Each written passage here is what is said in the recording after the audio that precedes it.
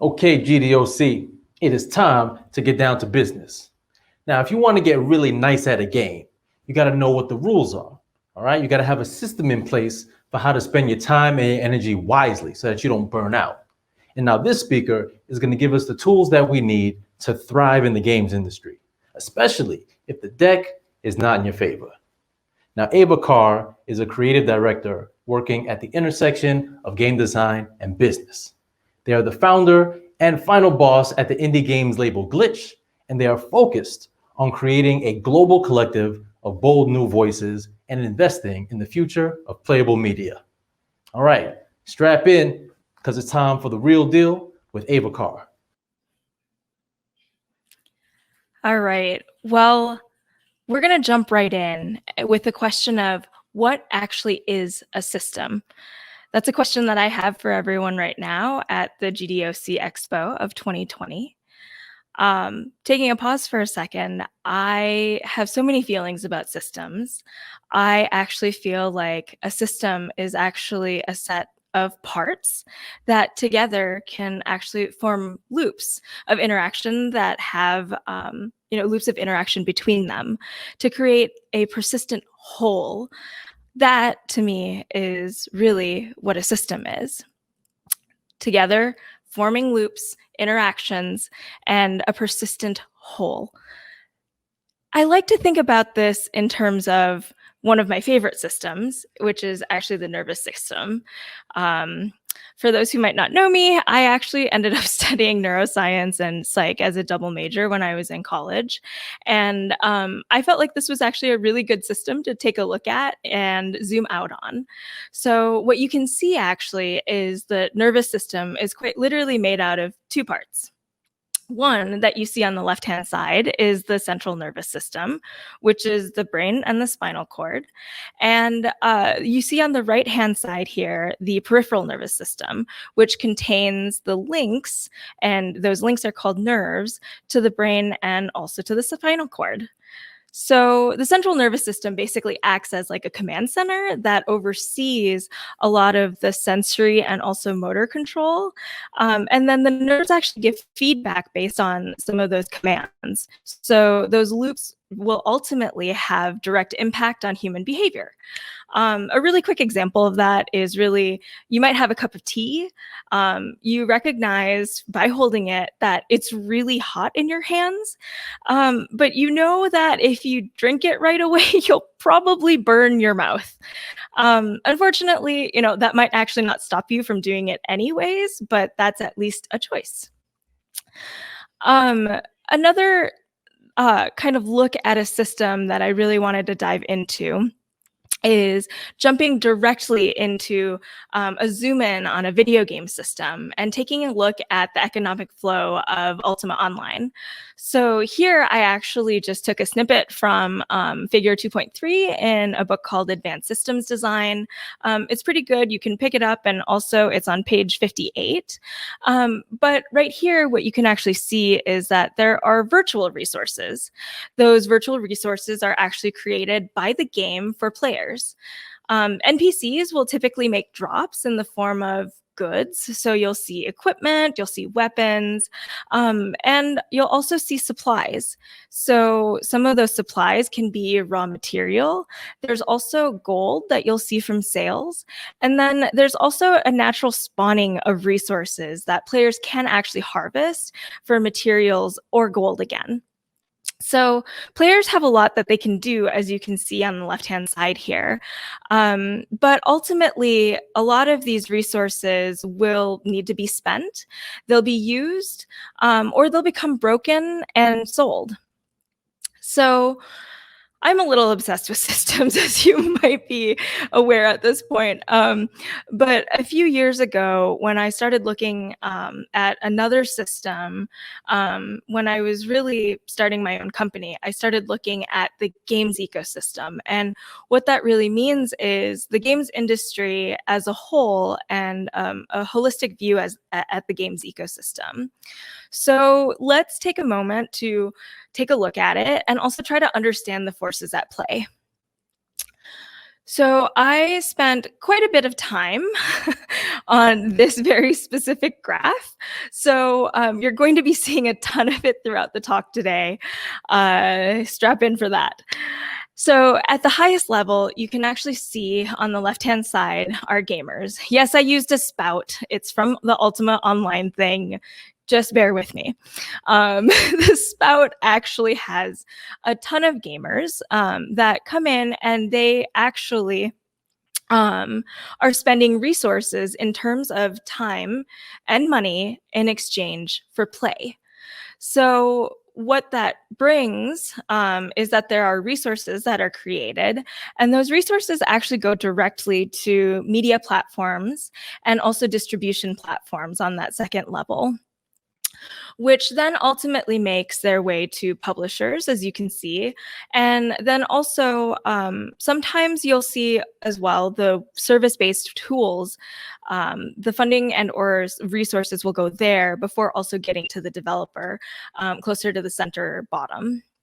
You know, each blue area really is a part of this ecosystem, and each of these parts, I'm going to call them parts, have their own independent properties. One is a state, which is essentially an attribute. So, for example, like gamers have health potentially, or a rate of growth, or density. And again, I'm really using terms from in-game to describe this like games ecosystem, but I hope that you're still with me.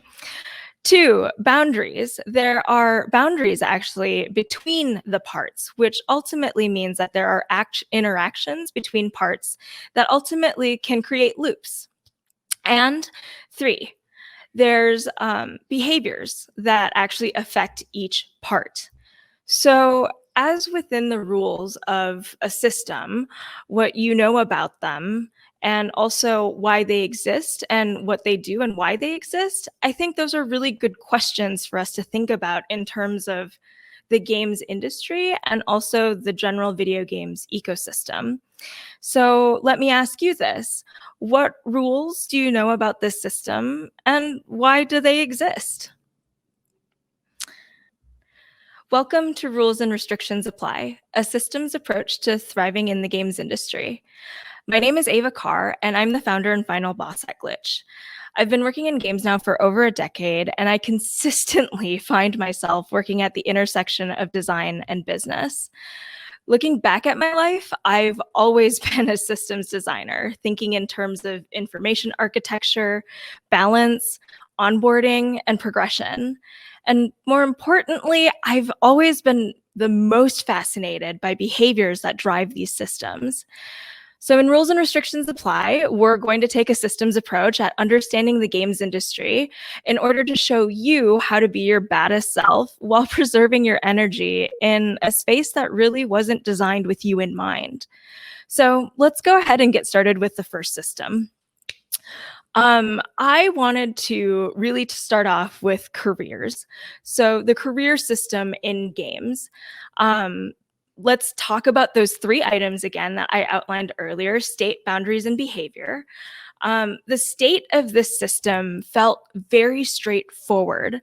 So to get a job in games, you get a degree, you get an internship at a AAA or a prestigious indie, you find a full-time job, and then you make the climb towards creative director or an executive producer role. The boundaries felt pretty simple. There's colleges and universities. You might be choosing between a 4-year college, a 2-year college, vocational school. But ultimately, there was some sort of education institution or educational institution. And those had a lot of loops with very specific game companies. There were a couple of things that I felt like I had to learn along the way, some implicit rules that were not stated and were not explicit at all.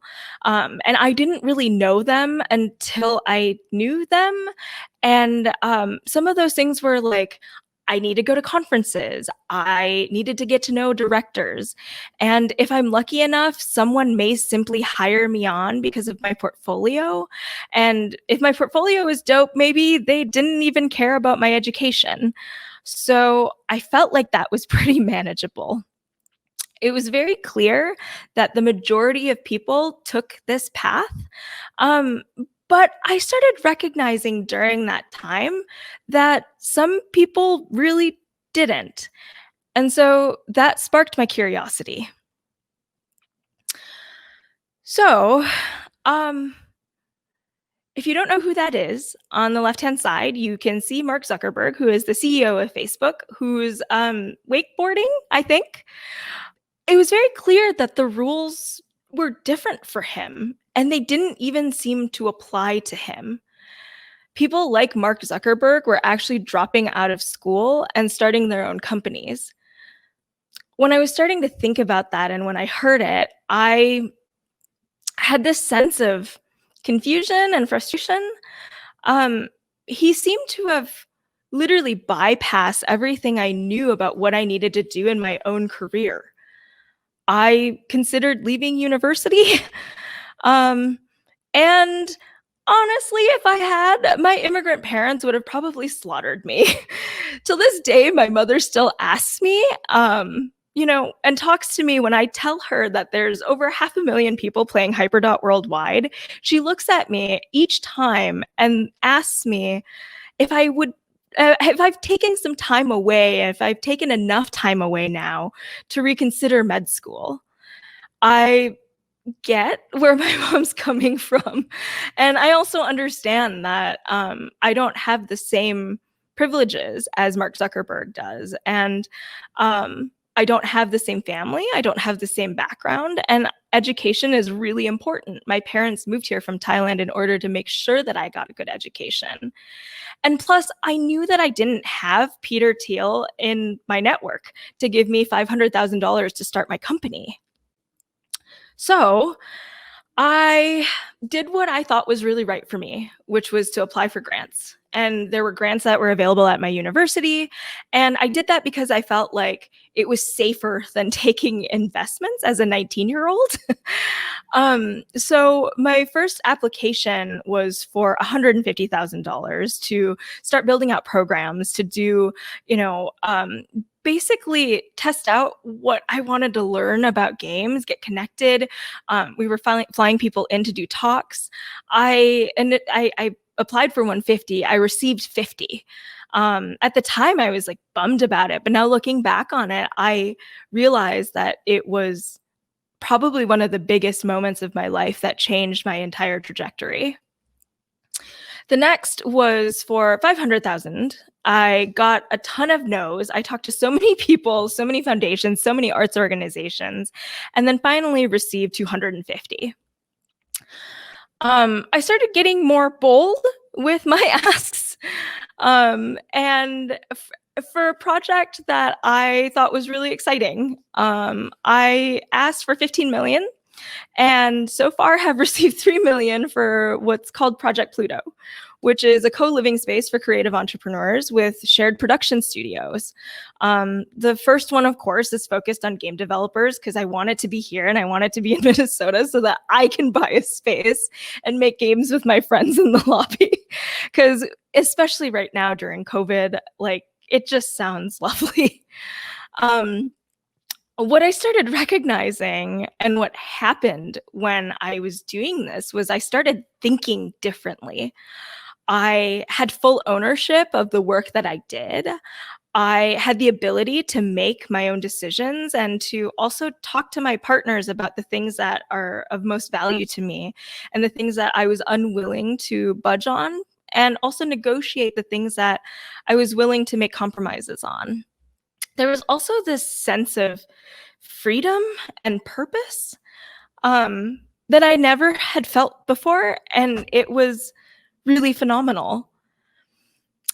Looking back on it, I had really been utilizing grants to get paid to learn new things that I didn't know or understand. Those grants oftentimes would lead to more earned income, and then I used that funding to actually reinvest into new projects or partnerships.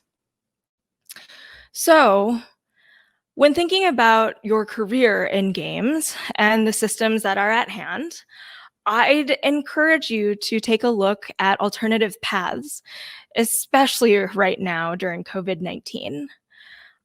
I really suggest taking a look at ways and thinking about ways to get paid to learn.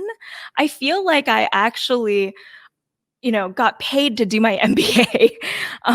And that feels really good. And I used a lot of those early opportunities to find my goals and my own personal purpose.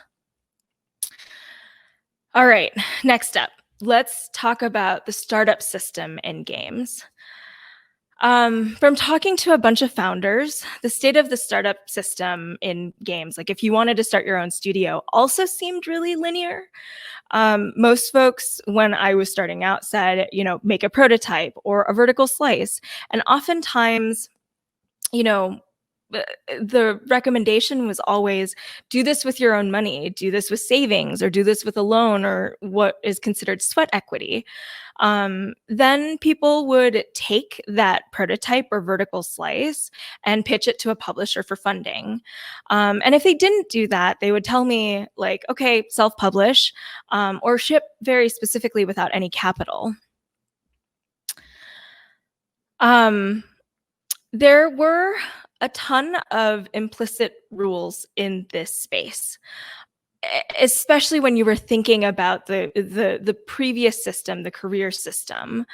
There are honestly too many to go through some of those implicit rules, but maybe buy me a milk tea at some point in the future when we can, and we can chat about them.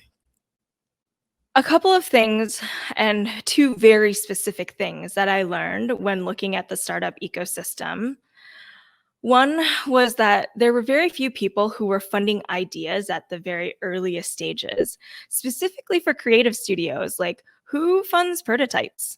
I definitely, back in the day, I think this was 2010, 2011, there just wasn't anything that really existed.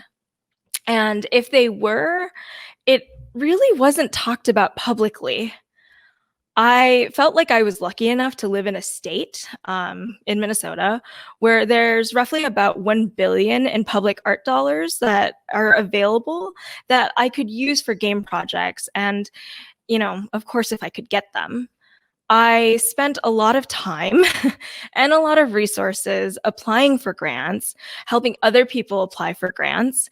And we even had someone who was on the team whose part-time job was actually to apply for them. One day, after seeing multiple organizations receive $2 to $3 million for an idea without ever applying, was really frustrating. One of the biggest foundations here locally simply granted an award quietly to a couple of organizations, and then they were off and running. There were no applications, no hoops, no nothing, no massive budgets to share or to apply for, just to check. I'm going to take a breather on that one. And that was the day that I realized that pitching is a scam. When starting my own company, I wondered if the same for investments in games existed. And lo and behold, when I was digging, I found at least a half a dozen accounts of projects that were funded based on an idea. People were even recruited and asked if they wanted to start a studio by major publishers out of a AAA company. The rules that I had learned about startups, like go to an accelerator, go pitch to major publishers, or go to investors even, those rules just simply didn't apply to some people. So in June of 2019, I started the Galaxy Fund, which is a $50,000 grant for BIPOC women and queer founders, partly out of anger, I think a dash of spite, but mostly as an outlet for myself for new solutions. The idea here was that there would be no applications. Like, I have gone through them and understand how much time and effort they actually take and how much time they take away when you don't actually know the potential outcome. And There were no applications for the Galaxy Fund, and only a 3-minute nomination form is available. It's completely and entirely community-led and completely funded by the community. And the funds are unrestricted so that people can use it for things like staff or supplies or childcare or therapy, anything that they actually felt like they needed. So from top to bottom and left to right, these are the inaugural recipients of the unrestricted $10,000 grant for their next game prototype. Daisy Ein, founder of Super Retro Duck. Latoya Peterson, co-founder of Glow Up Games. Kat Small, who is the founder of Brooklyn Gamery and also one of the hosts of Game Devs of Color Expo. Geneva Hayward, who is the creator of Skate and Date, and Jules Porter, who is actually also from Minnesota and is the founder of Seraph 7 Studios. There are currently over 300 people who have contributed nearly $40,000 to the fund. And if you haven't contributed yet, you can actually join these organizations and individuals right now by going to bit.ly/galaxyfund. So the work from the Galaxy Fund has led me to create the Moonrise Fund, which I'm talking about publicly for the first time here at Games Devs of Color Expo. The Moonrise Fund is an early stage equity fund that's really focused on bold new voices who are building big ideas in playable media. The team and I will be making an official announcement with more details in the coming months, but if you'd like to be involved, please don't hesitate to just sign up on our newsletter at glitch.mn or send me a DM on Twitter if you have a great idea that you think really needs to be funded.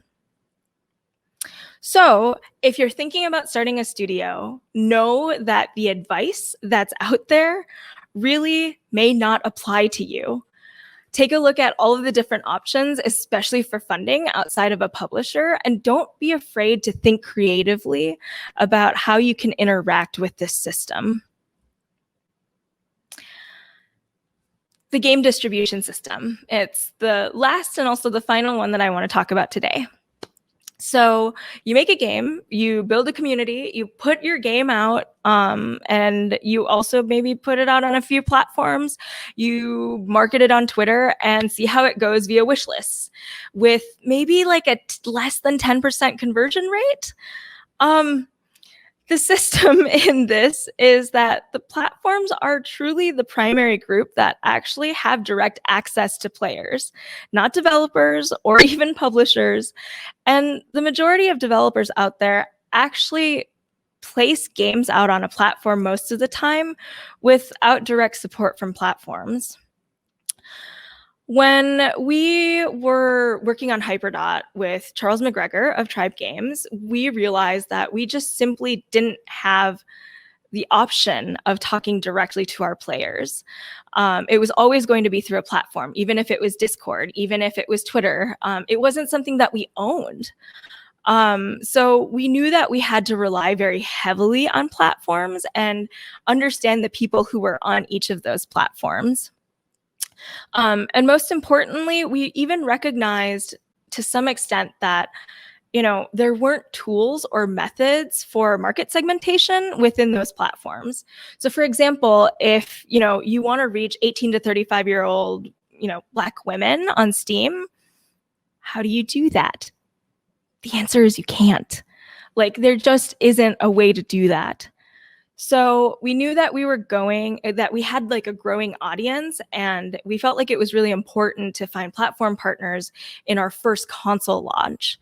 And that was going to push us further than what, we were going to be able to do on our own for the first launch. So we were looking for partners, and we went searching, heavy searching. We wanted someone who was going to be in it with us. We wanted a partner who believed in us and that was going to support us in the launch. And also we wanted them to help us connect with player segments that were specifically on their platforms. So what we ended up doing after talking to a bunch of people, we signed a time exclusive with Xbox and then also followed up with a Game Pass deal. That's us at E3, and that's Charles getting interviewed, and it was really fun, and I miss it very much. It reminds me so much of being able to travel right now. It was honestly one of the best decisions that we collectively had ever made. Myself, our team, Charles and Tribe, Chris Charla and Sarah Condi and the entire team at IDN at Xbox actually believed in us, like really believed in us, and worked their butts off to make sure that, you know, the work that we were doing was seen. So a small detour that I wanted to take because I'm feeling a little salty, which is that what you see here is actually an installation that we were prototyping in partnership with the Microsoft Store that was going to be added to each and every location worldwide alongside the adaptive controller before COVID-19 struck. So it's not there anymore. It's no longer in the pipeline, but it was really cool to work on it when it was. So as a recap for this ecosystem, I want to make sure that people aren't afraid to ask for what you actually need from your partners at the platform level.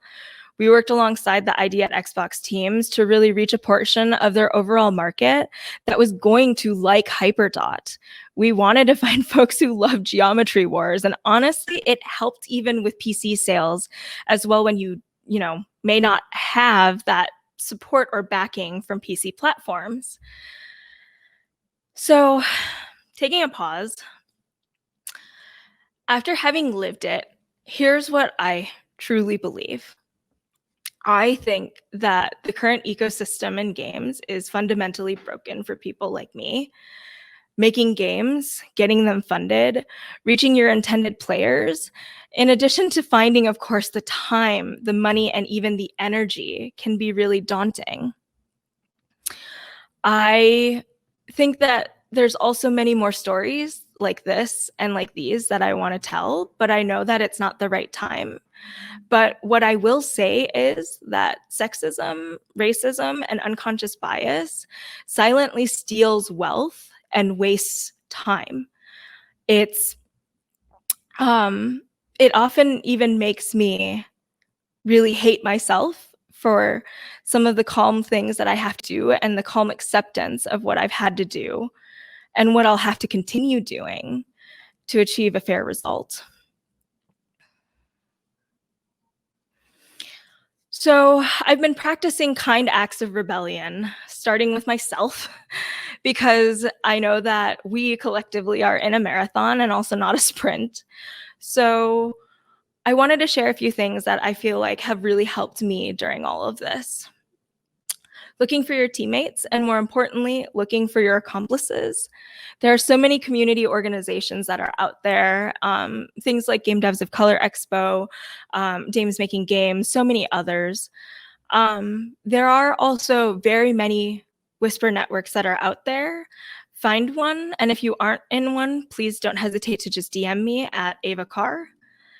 I think it's really important to train together to basically create energy and positive energy as you go out there in the world and try to ship your games.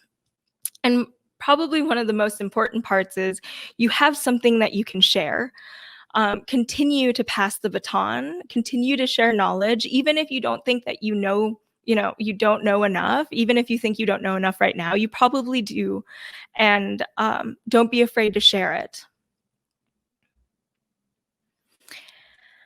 This is really my kind act of rebellion, to be good to myself, to say yes to only things that give me energy, to bring value to those that I really care about most. I also think a lot about having ownership in the things that I create and also the companies that I help build. I am so focused on harnessing my own strength, sharing my knowledge, and also building collective power.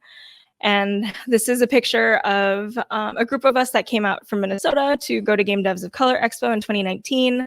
I am very, very sad that we can't do it this year, but I'm really excited to be able to actually potentially meet more people online who can make it out this year. I am going to go ahead and leave y'all with this one final question, which is, remember that ecosystem chart that I spent a ton of time making? What if there were actually multiple faucets? which means that there could be potentially multiple parallel ecosystems. It's a question that excites me and keeps me up at night. And if you have thoughts, questions, concerns, anything, if you want to talk about it, I am here, and I'd love to hear some of your thoughts too. So as a closing, like as I'm wrapping up and as I'm closing, if you know, or if even you or someone you know should receive a grant from the Galaxy Fund, please don't hesitate to just fill out the interest form. I really encourage that you nominate someone for future rounds as well. It's going to take you less than 3 minutes and can really change someone's trajectory completely and entirely. Like, I can't even imagine what it would be like for me to have not received that first grant.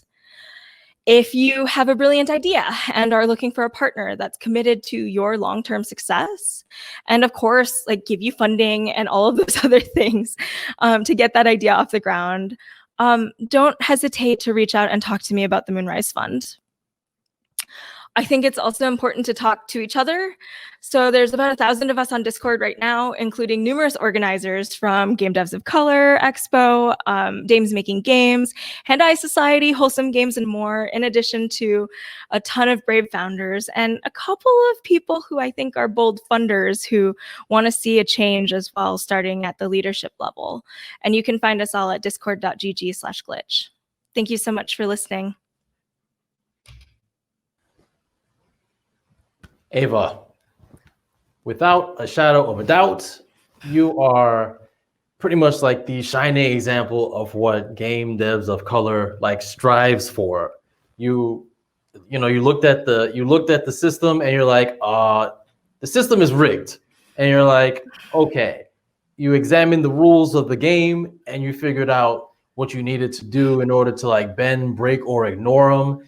And then not only did you find your way through it, but then you decided, you know what, it's not enough for me to get through. I got to go back and I got to bring everybody else up. And there's nothing more that anybody can ask of you, because that's all this is about. You know, I know that there are a lot of people who definitely feel like the deck is not stacked in their favor and are probably close to like giving up because, you know, it's not every day that they see people who look like them, you know, succeeding. And for you to go ahead and do what you've done, you know, create your own label and then like paying it forward with all these grants and everything, phenomenal, straight up phenomenal. And I know that everyone at home very much enjoyed what you had to say, and I did, because I'm a big systems person. Without a system, you can't track your progress, you can't track where you've been, how far you've come, where you're going. You need them. And so thank you so very much for really schooling us and showing us, you know, how we can get things done. Thank you for having me.